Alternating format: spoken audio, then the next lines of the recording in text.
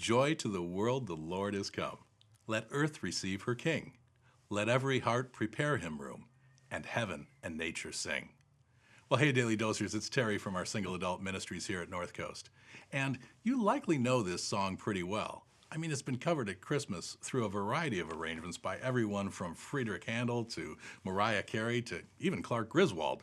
But it might surprise you, as it did me, to learn that most of us have been singing that second line in the song wrong. Joy to the world, the Lord, come. Yeah, that's the way I've been singing it too.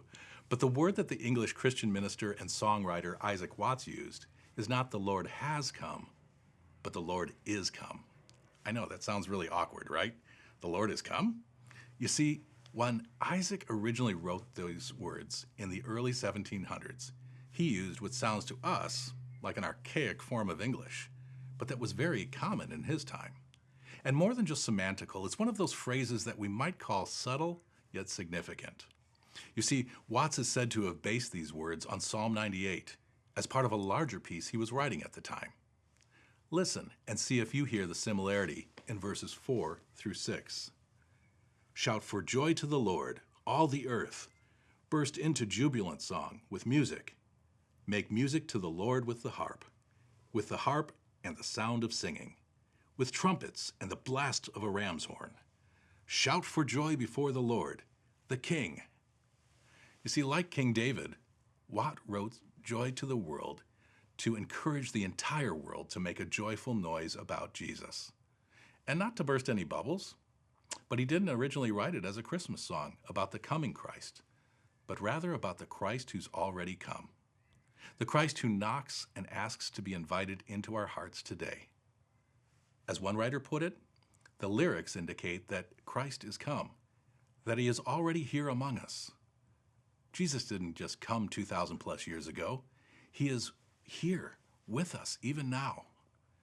The Bible teaches in the book the Apostle John wrote from his eyewitness account that Jesus told his disciples, "When the advocate comes, whom I will send to you from the Father, the Spirit of truth who goes out from the Father, he will testify about me.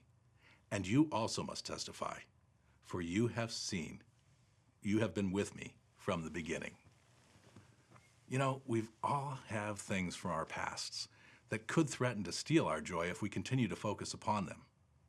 But what if today, right now, we began to make that ever so slight shift in our attitude, where we begin to see things through the lens of hope and truth, that the Lord is come, that he is here with us right now, in whatever circumstance or situation we happen to find ourselves in.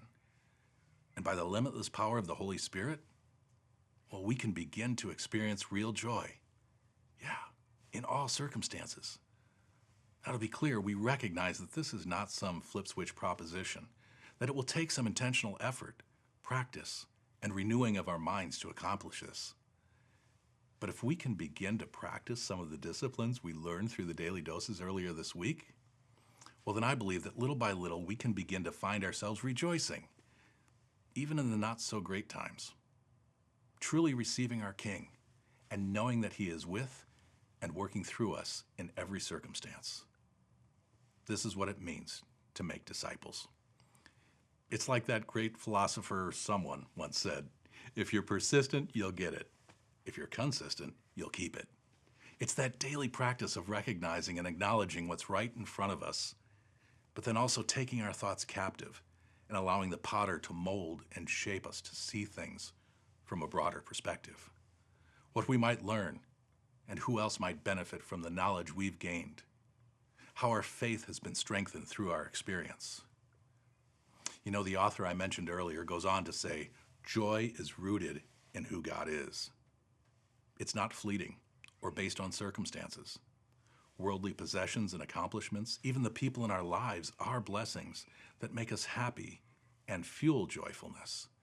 But the Bible teaches that the source of all joy is Jesus. God's plan from the beginning, the Word made flesh to dwell among us, allowing us to navigate difficult situations in the absence of happiness, while yet sustaining our joy. Isn't that great? But wait, aren't joy and happiness basically the same thing? Well, I'd argue that happiness may be a part of joy, but that joy is much bigger. A deeper sense of confidence and ultimate well-being, regardless of our circumstances. The biblical definition of joy says that joy is a feeling of good pleasure and happiness that is dependent upon who Jesus is, rather than who we are or what's going on inside or around us. Joy comes from the Holy Spirit abiding in God's presence and the hope found in His Word. Because joy does depend upon who Jesus is, along with God's presence in us as the Holy Spirit, well, biblical joy is accessible to us, even in the worst of times, and it can never be taken away from us. Biblical joy is knowing Jesus and rejoicing in Him, responding in joy for all that He has done for us and continues to do in and through us. I love the way the Apostle Peter states it for us in 1 Peter verses 8 through 9, where it says, "Though you've not seen Him, you love Him. And even though you do not see Him now, you believe in Him and are filled with an inexpressible and glorious joy. For you are receiving the end result of your faith, the salvation of your soul." North Coast, may I both challenge and encourage you to share the joy of the Lord is come to all whom God places in your path this Christmas season. As is said, sing it loud and proud. Receive your King and stand ready with an example of how His coming is making a difference in your lives.